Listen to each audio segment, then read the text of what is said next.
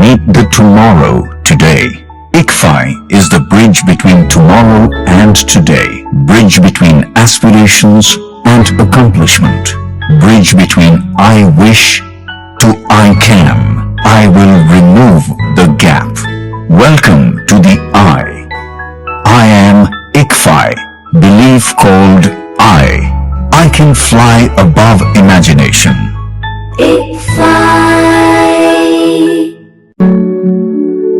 ప్రతి కళ ఇంటి నుండే మొదలు. ప్రతి ప్రయాణం వెనుక తల్లిదండ్రుల నిశ్శబ్ద త్యాగాలు. ఇది గమ్యం కాదు, ఇది మార్గం. ఇవాళ తెలివి ఒక్కటే చాలదు, క్రమశిక్షణ ఉంటే కాని విజయం దక్కదు. ప్రతి అడుగు క్రమశిక్షణతో, ప్రతి విజయం విద్యతో. మన VVIT university, absolute discipline, absolute education.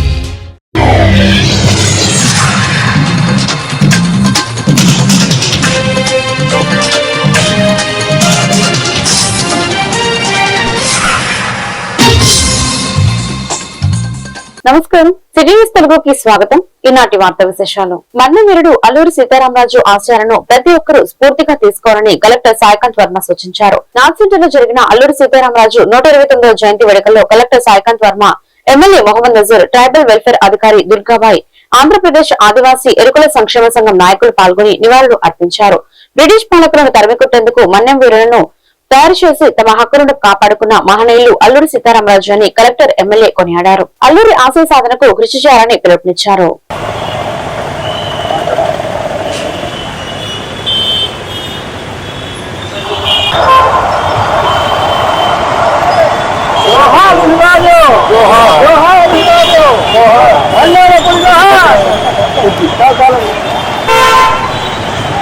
Alluri సీతారామరాజుకి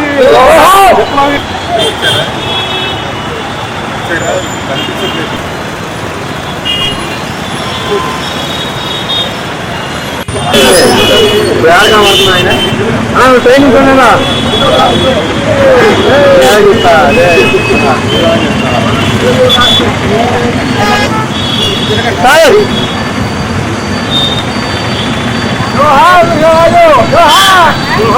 Sitaramaraju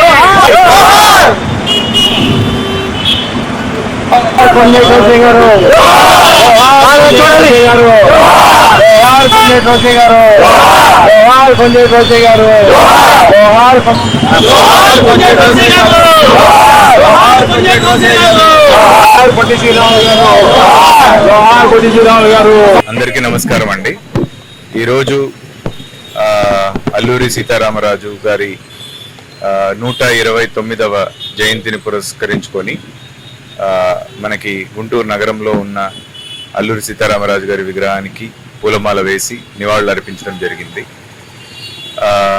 British పాలనలో ట్రైబల్ ఇష్యూస్ని ముందుకు తీసుకొని వచ్చి మెయిన్ స్ట్రీమ్ ఇండిపెండెన్స్ ఫ్రీడమ్ మూవ్మెంట్లో వాళ్ళని భాగస్వాములు చేస్తూ ఆయన మన్యం వీరుడిగా ఆయన ప్రాణాన్ని సైతం త్యాగం చేసిన విధానాన్ని మనం అందరం కూడా స్ఫూర్తిగా పొందుతూ ఈరోజు జయంతిని పురస్కరించుకొని ఆయన్ని తలుచుకుంటూ ఆయన నేర్పిన విలువలని మనం అందరం కూడా గుర్తించుకోవాలని ఆశిస్తూ సెలవు తీసుకుంటాం.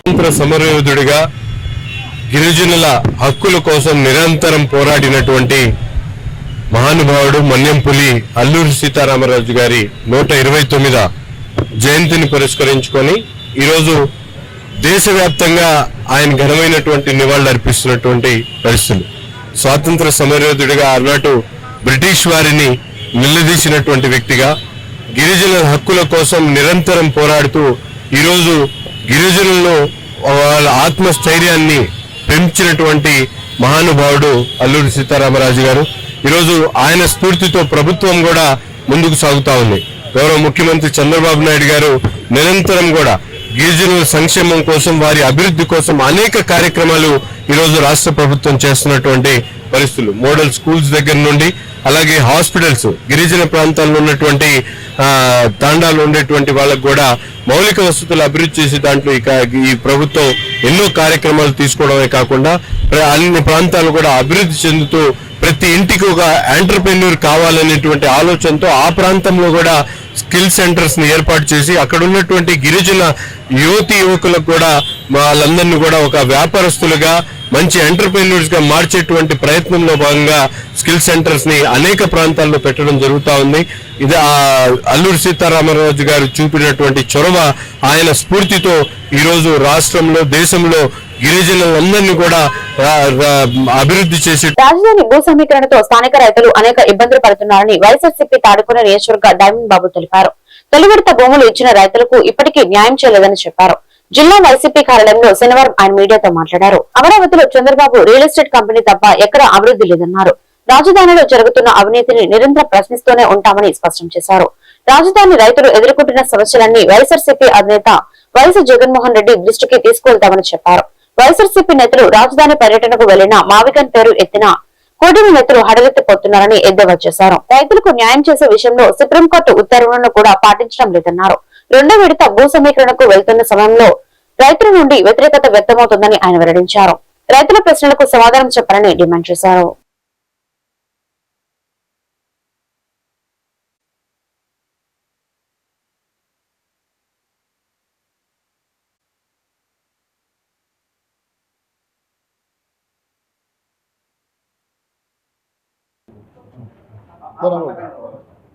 లక్ష్మణరెడ్డి గారు రండి రండి రండి దా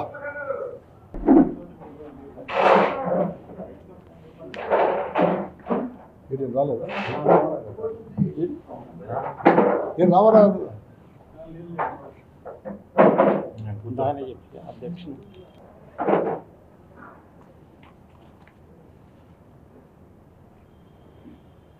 ఓకేనా స్టార్ట్ చేద్దాం. ఆనంద్ ఇంకెవరున్నారా?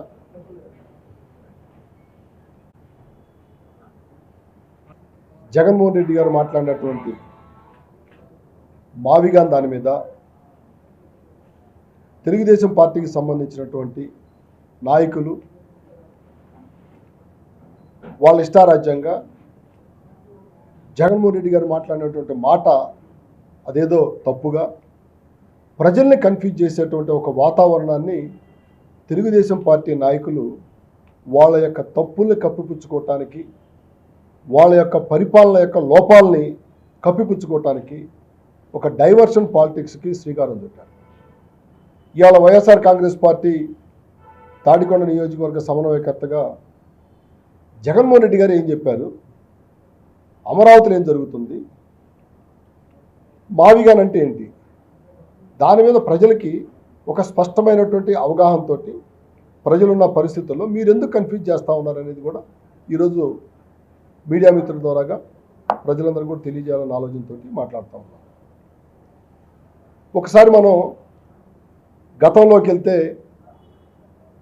రాజధాని ఆంధ్ర రాష్ట్రం ఏర్పడిన తర్వాత జగన్మోహన్ రెడ్డి గారు అసెంబ్లీలో మాట్లాడిన మాటలు, చంద్రబాబు నాయుడు గారు 2014లో ముఖ్యమంత్రి అయిన తర్వాత ఆయన మాట్లాడిన మాటలు, ఆ క్రమంలో జరుగుతున్నటువంటి పరిణామాలన్నిటిని ఒకసారి మనం బేరీజ్ వేసుకుంటే ముందుగా మీకు చంద్రబాబు నాయుడు గారు 2015 సంవత్సరంలో రాజధాని ప్రాంతంలో భూమి సేకరణ చేసేటప్పుడు ఆయన చెప్పినటువంటి మాటలు ఒకసారి మీకు గుర్తు చేస్తాను.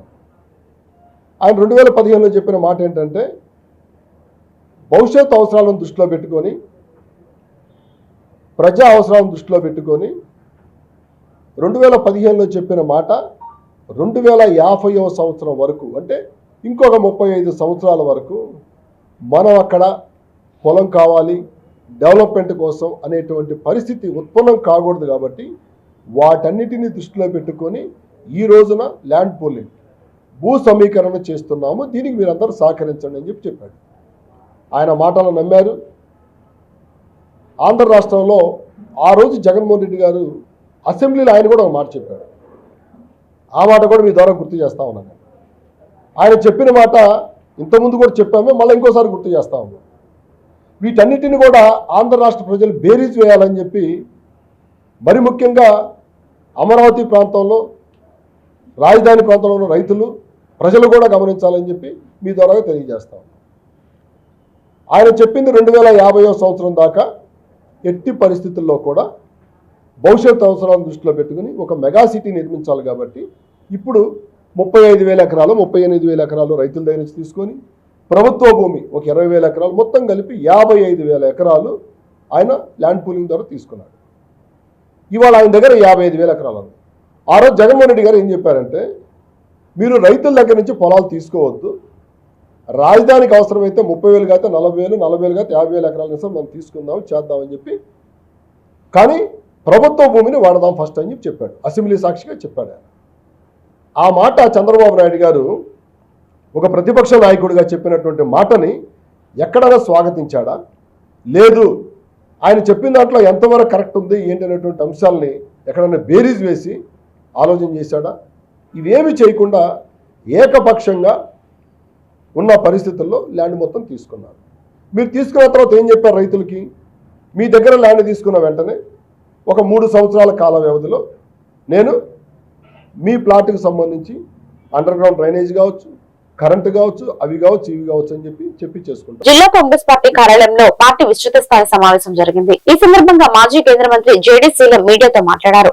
గ్రామస్థాయి నుంచి కాంగ్రెస్ పార్టీని బలోపేతం చేసేందుకు ప్రత్యేక కార్యక్రమాలు నిర్వహించడం జరుగుతుందని చెప్పారు. కాంగ్రెస్ పార్టీకి పూర్వ వైభవం తీసుకొచ్చేందుకు పార్టీ నేతలు, కార్యకర్తలు సమష్టిగా పనిచేయాలని పిలుపునిచ్చారు. బీజేపీ పరిపాలనలో అన్ని వర్గాల ప్రజలు ఇబ్బందులు పడుతున్నారని చెప్పారు. ప్రజల సమస్యల పరిష్కారం కోసం పోరాటాలు కొనసాగించాలని సూచించారు. అదేవిధంగా రాహుల్ గాంధీ ప్రధానమంత్రి కుర్చీలో కూర్చున్న వరకు నిరంతరం శ్రమించాలని తెలిపారు. అనంతరం మాజీ గవర్నర్ కోనిచెట్టి రోజయ్య వంగవీటి రంగా జయంతి కార్యక్రమాన్ని నిర్వహించారు. రోజయ్య రంగా చిత్రపటాలకు పూలమాలలు వేసి నివాళులు అర్పించారు. ఈ కార్యక్రమంలో కాంగ్రెస్ పార్టీ జిల్లా అధ్యక్షుడు NM Sudheer Babu, AICC member వనకూరి Srinivas Reddy, క్రమశిక్షణ కమిటీ చైర్మన్ లింగంశెట్టి ఈశ్వరరావు, నగర కాంగ్రెస్ అధ్యక్షుడు ఖలీల్ తదితరులు ఈ కార్యక్రమంలో పాల్గొన్నారు.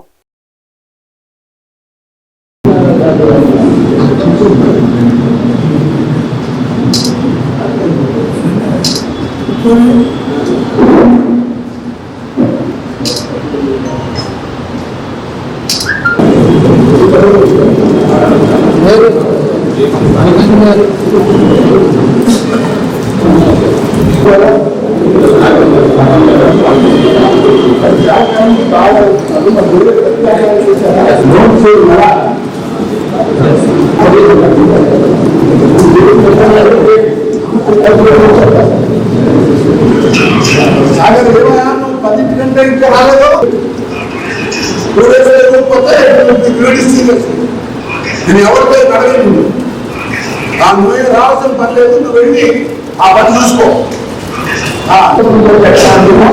నేను దాని గురించి అడుగుతాను. కదలంటాయా గ్రామానికి ఎక్కువ మంది కరెక్ట్ సార్.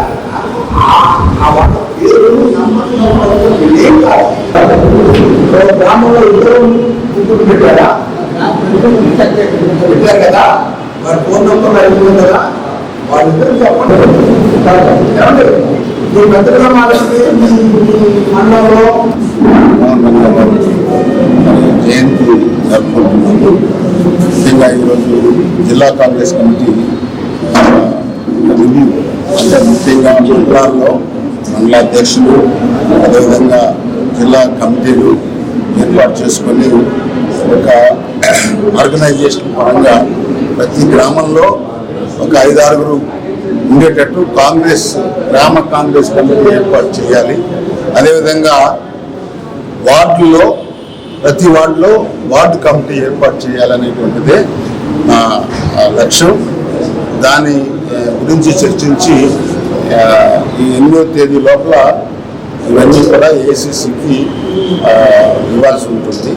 సో ప్రతి మండలంలో ప్రస్తుతం మండల కమిటీ వరకు చేసుకొని ఒక నెల గడువు ఇచ్చి ఆ మండల కమిటీలో ఉన్నవారు ప్రతి గ్రామానికి వెళ్ళి గ్రామ కమిటీని ఏర్పాటు చేయాలి అనే ఉద్దేశంతో ప్రయత్నం చేసేదానికి మేమందరం ఎవరైతే సీనియర్ నాయకులు ఉన్నారో వాళ్ళందరం కూడా కూర్చొని జిల్లా అధ్యక్షుడు, అదేవిధంగా సిటీ అధ్యక్షుడు వారి నేతృత్వంలో ఈ పని జరగాలని చెప్పి పెద్దల సహకారం, నాయకుల సహకారం కావాలి. ఈరోజు కాంగ్రెస్ పార్టీ కావాలని కోరుకుంటున్నారు. నిన్నటి వరకు కేంద్రంలో కాంగ్రెస్ రావాలి అని అన్ని పార్టీల వారు కోరుకునేవారు. ఈరోజు 11 సంవత్సరాల నుండి కాంగ్రెస్ పార్టీ తప్ప వేరే పార్టీలన్నీ కూడా ఈ రాష్ట్రానికి మేలు చేసింది ఏమీ లేదు. మోడీ గారికి వారందరూ కూడా ముగ్గురు కూడా వత్తాసు పలికేటువంటి పరిస్థితి అందరికీ తెలుసు. అందరికీ తెలుసు కానీ చెప్పక పైకి చెప్పరు. కాంగ్రెస్ పార్టీ ఒక్కటే కేంద్రంలో కానీ రాష్ట్రంలో కానీ ఈ మరి పునర్నిర్మాణ చట్టంలో ఉన్న అన్ని అంశాలు మీరు అమలు చేయాలి, ప్రత్యేక హోదా రావాలి అని కోరుకుంటుంది కాంగ్రెస్ పార్టీ. వాళ్ళందరూ మాట్లాడిన వారే, కానీ దాన్ని మర్చిపోయేటట్టు చేస్తున్నారు. కానీ కాంగ్రెస్ పార్టీ మర్చిపోదు. ప్రత్యేక హోదా తెస్తాము. కాంగ్రెస్ పార్టీ తరఫున ఈ రాష్ట్రంలో పెట్టుబడులు వస్తే యువకులకు ఉద్యోగం ఉంటుంది. ఈ రకంగా మట్టి అమ్ముకోవడం, అదేవిధంగా ఇసుక అమ్ముకోవడం, పేదలకు ఇచ్చే బియ్యం అమ్ముకోవడం, ఎక్కడ ఖనిజాలు దొరికితే అక్కడ దోచుకోవడం, ఇది చేస్తూ ఆదాని అంబానీకు దోచిపెడుతున్నటువంటి పరిస్థితి మనం ప్రాంతీయ పార్టీలు చూసాం. నేను ప్రత్యేకంగా ఉదాహరణ ఇవ్వాల్సిన పని లేదు. మీ అందరికీ తెలుసు ప్రభుత్వాలు ఏ రకంగా పనిచేస్తున్నాయి. గత 5 సంవత్సరాల్లో మరి జగన్మోహన్ రెడ్డి గారిని వద్దనుకొని ఏ రకంగా ప్రపంచంలో ఉన్న తెలుగుదేశం అభిమానులందరూ వచ్చి అన్ని శాఖల్లో పనిచేస్తున్న ప్రభుత్వ ఉద్యోగులకు పదోన్నతులు కల్పించేందుకు ప్రభుత్వం చొరవ తీసుకోవాలని AP government employees services association demand చేసింది. ఈ మేరకు యూనియన్ రాష్ట్ర అధ్యక్షులు వినుకొండ రాజారావు, ప్రధాన కార్యదర్శి చాంద్ బాషా తదితరులు కార్యశాఖ అధికారులకు శనివారం వినతి పత్రం అందజేశారు. అనంతరం రాజారావు, చాంద్ బాషా మీడియాతో మాట్లాడారు. త్వరలో ఉద్యోగుల బదిలీలు జోనల్ విధానం ప్రవేశపెట్టే అవకాశం ఉందని చెప్పారు. ఆలోగా ప్రభుత్వ ఉద్యోగులకు ప్రమోషన్లు ఇవ్వాలని డిమాండ్ చేశారు. అదేవిధంగా నూతన పిఆర్సీ ఐఆర్ ఇచ్చే వరకు పోరాటాలు కొనసాగిస్తామని స్పష్టం చేశారు. ఈ కార్యక్రమంలో అసోసియేషన్ ప్రతినిధులు రెహమాన్, రాఘవరెడ్డి, బాను, శంకర్ తదితరులు పాల్గొన్నారు.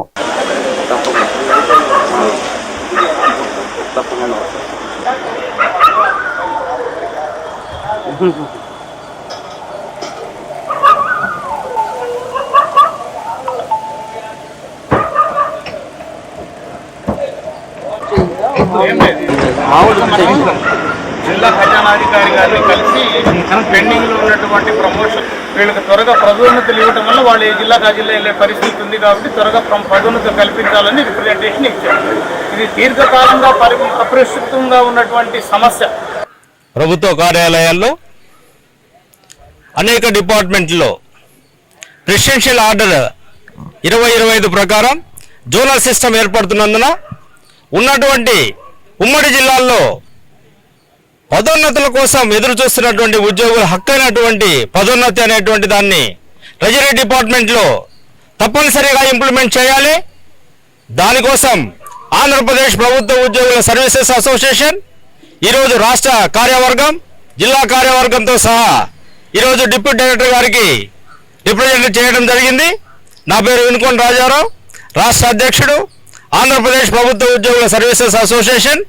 అయితే ప్రెసిడెన్షియల్ ఆర్డర్ రాకముందే, ఆ జోనల్ సిస్టాన్ని రాకముందే పదోన్నతులు కల్పించాలని, తదనంతరం అయితే ఉద్యోగులకు ఇబ్బంది జరిగే అవకాశం ఉంటుంది కాబట్టి అపరిష్కృతంగా ఉన్నటువంటి సర్వీస్ మ్యాటర్ అయితేమి, పదోన్నతులు అయితేమి వెంటనే పరిష్కరించమని ఖజానా అధికారి గారిని ఈరోజు మేము రిప్రజెంట్ చేయడం జరిగింది. నమస్కారం, నా పేరు చాంద్ భాషా.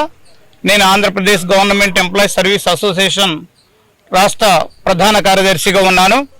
మరి ఈరోజు ప్రెసిడెన్షియల్ ఆర్డర్ ప్రకారము జిల్లాల పునర్విభజనతో పాటు ఉద్యోగుల సర్దుబాటు కూడా చేస్తున్నారు. ఆ తరుణంలో ఖాళీగా ఉన్నటువంటి పోస్టులు ఏవైతే ఉన్నాయో పదోన్నతుల ద్వారా భర్తీ చేయాలని ఈరోజు జిల్లా ఖజానాధికారి అయినటువంటి చంద్రశేఖర్ రెడ్డి గారిని కలిసి వినతి పత్రం అందజేయడం జరిగింది. అంతేకాదు, అలాగే నిన్నగాక మొన్న regional director of medical and health సర్వీసెస్లో అక్కడ పనిచేస్తున్నటువంటి ఉద్యోగులకు కూడా పదోన్నతి కల్పించాలని రీజనల్ డైరెక్టర్ అయినటువంటి నాగరాజు గారిని కలిసి కూడా మరి వినతి పత్రం అందించాం. ఈ విధంగా జిల్లాలో ఉన్నటువంటి శాఖలన్నింటిలో కూడా పదోన్నతులు కల్పించడానికి మరి మేము కార్యాచరణ రూపొందించి సోమవారం కలెక్టర్ గారిని కలిసి మా యొక్క వినతి పత్రం అందజేసి త్వరగా ఖాళీలో ఉన్నటువంటి వాటన్నిటిని కూడా భర్తీ చేసే విధంగా, పదోన్నతుల ద్వారా భర్తీ చేసే విధంగా మరి కృషి చేయడానికి ఈ ఆంధ్రప్రదేశ్ ప్రభుత్వం గవర్నమెంట్ ఎంప్లాయీస్ సర్వీస్ అసోసియేషన్ ముందుండి ఉద్యోగుల యొక్క సమస్యల మీద పోరాటం చేయడానికి మా వంతు పూర్తి స్థాయిలో కృషి చేస్తామని తెలియజేస్తున్నాం. అంతేకాకుండా మా యొక్క ఉద్యోగుల యొక్క ముఖ్యమైనటువంటి లక్ష్యం ఒకటే, సిపిఎస్ రద్దు చేసి ఓపీఎస్ పునరుద్ధరించాలని ప్రముఖ విద్యావేత్త లెక్చరర్ లగడపాటి వేణుగోపాల్ డిమాండ్ చేశారు. విద్యారంగ సమస్యలపై ప్రభుత్వం దృష్టి పెట్టాలని సూచించారు. గుంటూరులో శనివారం ఆయన మీడియాతో మాట్లాడారు. అవుట్సోర్సింగ్ ఉద్యోగులకు ఉద్యోగ భద్రత కల్పించాలని, ప్రైవేట్ ఉపాధ్యాయులకు హెల్త్ కార్డులు ఇవ్వాలని చెప్పారు. ప్రైవేట్ టీచర్లు, లెక్చరర్ల కోసం ప్రత్యేక చట్టం తీసుకురావాలని కోరారు. నా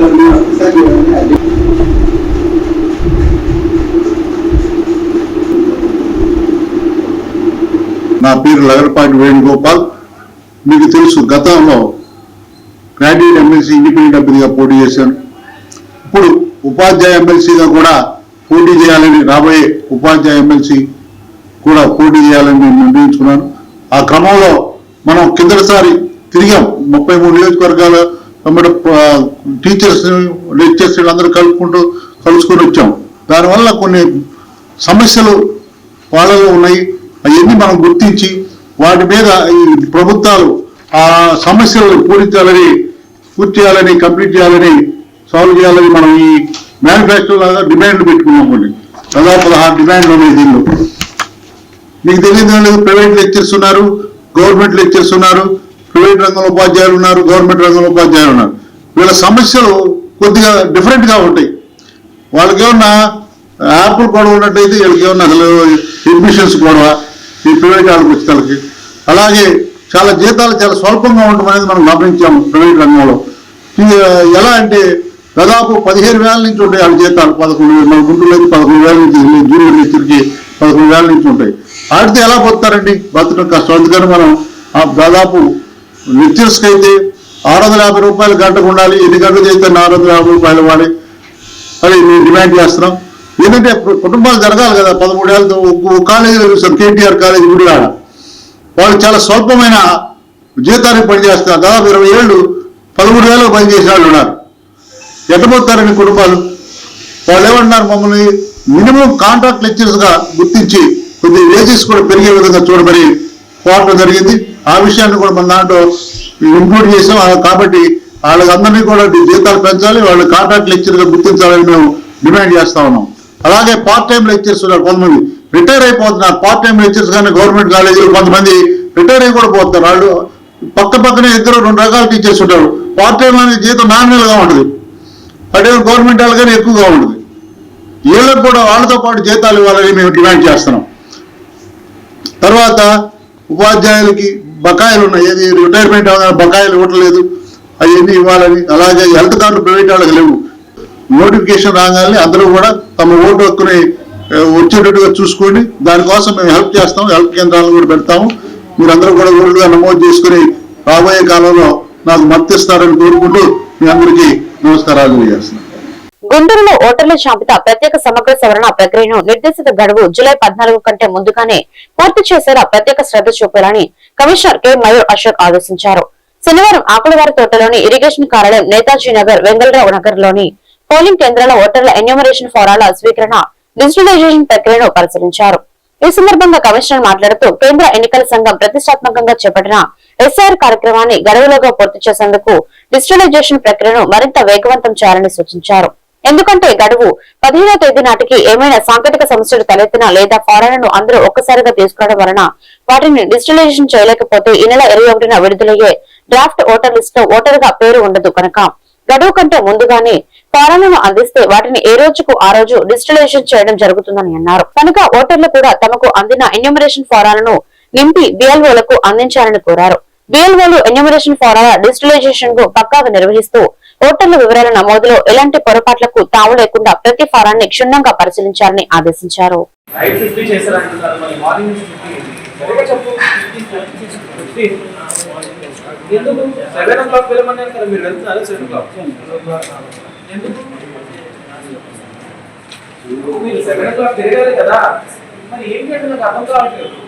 ప్రోగ్రెస్ లేదు, మీరు తిరగట్లేదు.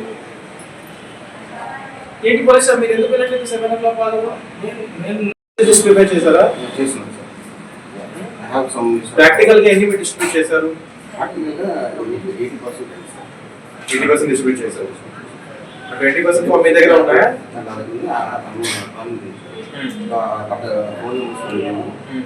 వాళ్ళని అడిగారా బిఎల్ ఎవరు? బిఎల్ఎస్ చూసారు sir. ఆసింగ్ TDP from TDP morning నుంచి 7 ఆన్లైన్ చేశారు. ఓకే, ఎన్ని మార్నింగ్ నుంచి ఇక్కడ ఎన్ని ఫామ్స్ వచ్చాయి? 90 + 11 30 ఫామ్స్ వచ్చాయి. అది ఆన్లైన్ చేశారా? పేజ్ తిరగండి అమ్మా. 1 అవర్ సార్, 1 అవర్ చూసుకోండి సార్. 17 మీరు ఏ సెక్రటరీ? ఎందుకు రావట్లేదమ్మా? 600 ఉన్నాయి. మీ ఇంట్లో ఎంతమంది కొట్టేస్తున్నారు? అలా ఎలా అయిపోయింది? మీరు ఫార్మేట్ పెట్టుకోండి, వచ్చేయండి ఎట్లా ఉంది ఫార్మేట్ పెట్టుకొని చెక్ చేసుకోండి. ఎన్ని వర్డ్స్ ఉన్నాయి? నార్మల్గా ఓకే వచ్చింది, వాళ్ళకి 7 వచ్చింది, ఒక హై స్కూల్లో వచ్చింది, ఎలాగైపోయింది అసలు? ఇక్కడ కాదు, ఇక్కడ మొత్తం అయిపోయింది. సరే, ఇప్పుడు అయిన తర్వాత 20% తర్వాత మీరు ఫామ్ ఏంటి పెట్టుకోండి, అన్నీ ఒకే చోట్ల చేస్తారు. సరే, ఇప్పుడు జనరల్ మార్నింగ్ నుంచి వచ్చారు ప్రాక్టికల్గా ఎన్ని డిస్ట్రిబ్యూట్ చేశారు? ఫామ్ డిస్ట్రిబ్యూట్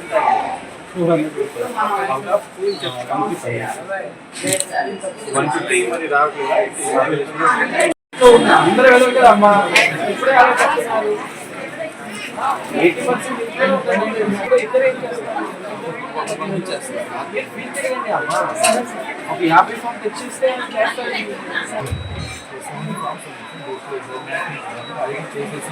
చేసేసి తర్వాత అది మీరు ఫస్ట్ రీసెర్చ్ చేయండి. రీసెర్చ్ చేసి ఎడిట్ అవుతుంది కదా, విడిగా పెట్టుకోండి మీ దగ్గర, రీసెర్చ్ చేసుకోండి, విడిగా పెట్టుకోండి. వాళ్ళకి మీకు ఫ్రీ అయినప్పుడు ఈవినింగ్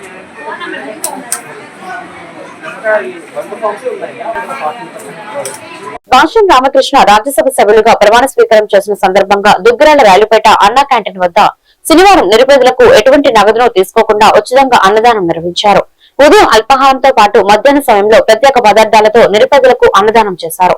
ఈ కార్యక్రమంలో దోస్ట్ కోఆర్డినేటర్ గద్దె వాసు, సిఫా సభ్యులు, ప్రవాస భారతీయులు జంపాల సుబ్బారావు, అన్నా క్యాంటీన్ నిర్వాహకులు అన్నంగి లక్ష్మీకుమారి తదితరులు పాల్గొన్నారు.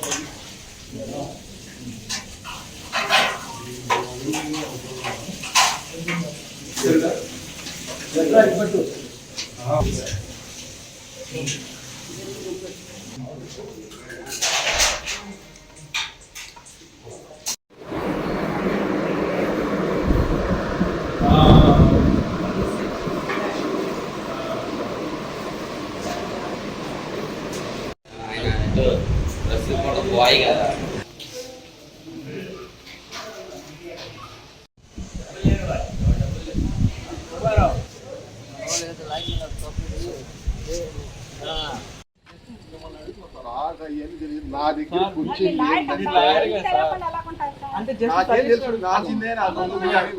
తెలియదు కదా.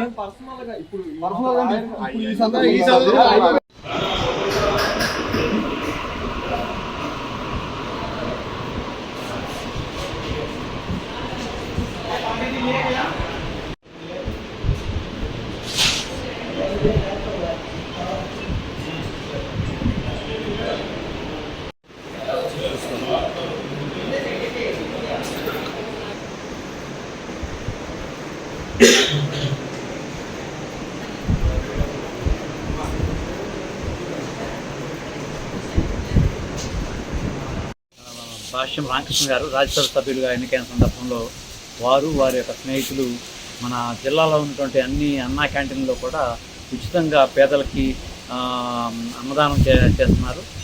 అదే ఈరోజు మార్నింగ్ అల్పాహారం కూడా అందించడం జరిగింది ఉచితంగా, ₹1 కూడా తీసుకోకుండా. పొద్దున విధంగా ఇప్పుడు మధ్యాహ్నం భోజనం సదుపాయం కల్పించడం జరిగింది. ఈ సందర్భంగా భాష్యం రామకృష్ణ గారికి, వారి కుటుంబ సభ్యులకి మా దుగ్గిరాల గ్రామం మరియు దుగ్గిరాల వన్ సేవా ట్రస్ట్ మా దోస్తు సంస్థ ఆధ్వర్యంలో కృతజ్ఞతలు తెలియజేస్తున్నాము. వారు ముందు ఇంకొన్ని మంచి పదవుల్లో ఎదగాలని చెప్పి ఆశిస్తూ వారికి మా యొక్క అభినందనలు. Thank you. అందరికీ నమస్కారం అండి.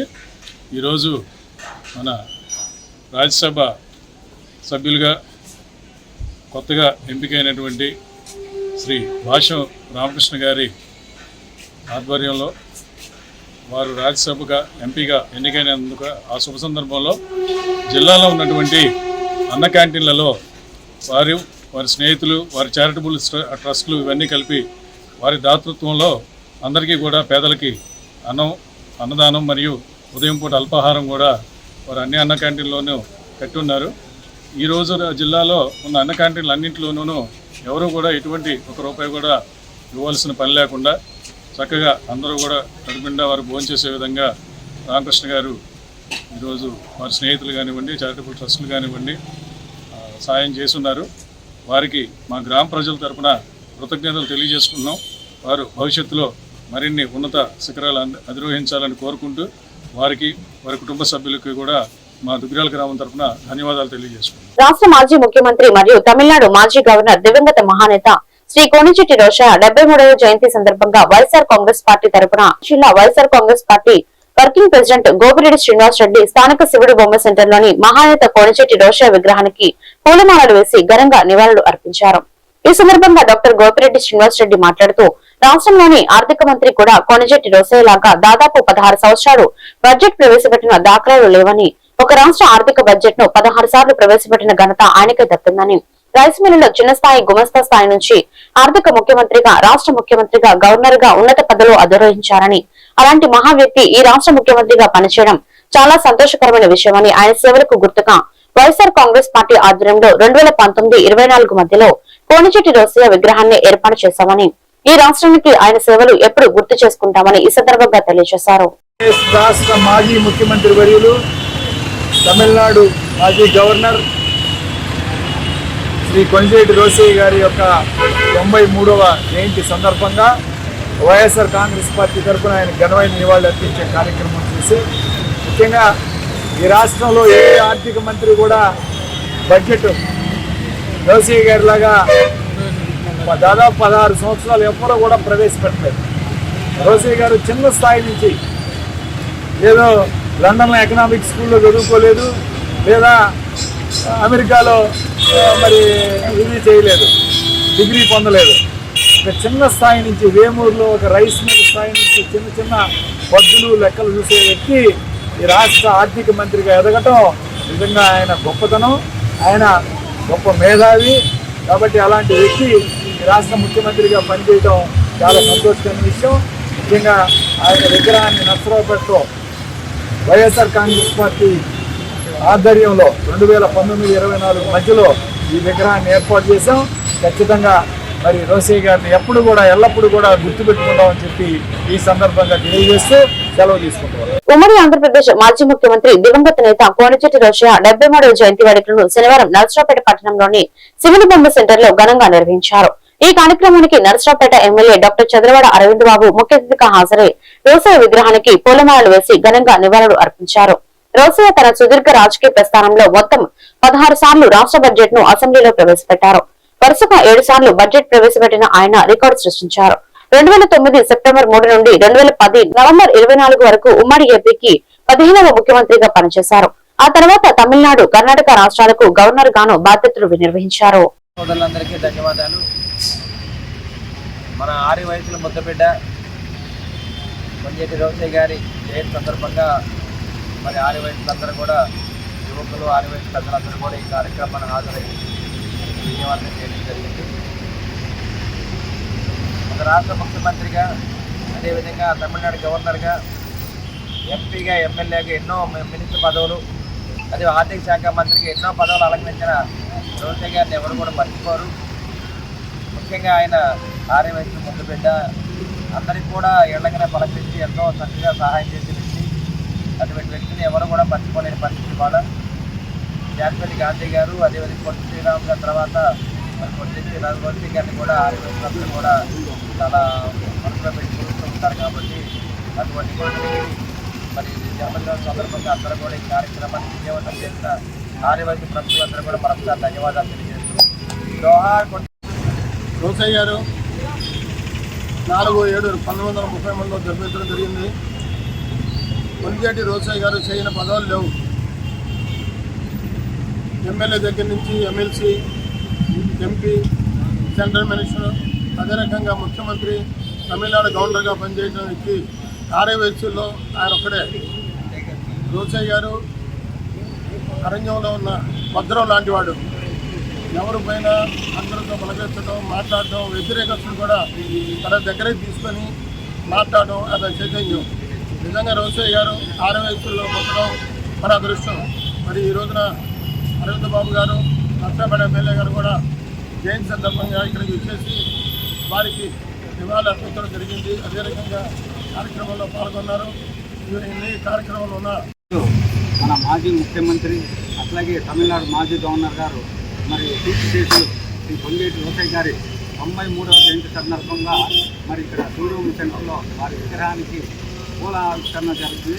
ఈ కార్యక్రమంలో మన నర్సాపేట శాసనసభ్యులు గౌరవనీయులు డాక్టర్ చదలవాడ అరవింద్ బాబు గారి ఆధ్వర్యంలో ఈ కార్యక్రమం కూడా జరుగుతుంది. అట్లాగే ఇక్కడికి వచ్చేసిన మా ఆరోగ్య సోదరులందరికీ అట్లాగే ఎమ్మెల్యే గారికి అందరూ కూడా ముందుగా నా నమస్కారం.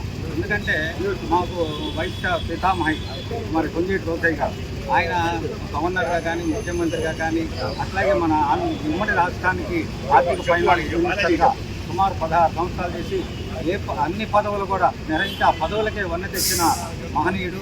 ఎందుకంటే అలాంటి వ్యక్తిని మనం ఇప్పుడు చరిత్రలో ఎక్కడ కూడా మరి మా వయసుల్లో కూడా లేరు. వారిని ఆదర్శంగా తీసుకొని మా ఆరే వయసులో మరి సోదరులు అందరం కూడా ఈ కార్యక్రమాలను కూడా నిర్వహిస్తున్నాం. ముఖ్యంగా ఈరోజు మన పొంగేటి లోకయ్య గారితో అట్లాగే మన జాతి పితలాంటి మన పొట్టి శ్రీరాములు అమర్జీ పొట్టి శ్రీరాములు గారి విగ్రహాన్ని కూడా మనం ఆవిష్కరించి అట్లాగే మన ముఖ్యమంత్రి గారు నారా చంద్రబాబు నాయుడు గారు మరి విద్యాశాఖ మంత్రి లోకేష్ గారు కూడా మొన్ననే మన సాంస్కృతిక 58 అడుగులు ఆయన అమర నిరాశ చేసేందుకు 58 అడుగుల విగ్రహాన్ని కూడా మరి వారి చేతుల మీదుగా అమర్జీ పొట్టి శ్రీరాముల విగ్రహం కూడా ఓపెన్ చేసుకున్నాం. ఈ వార్తలు ఇంతటితో సమాప్తం. మరొక బిల్టన్ లో మళ్ళీ కలుద్దాం. నమస్కారం.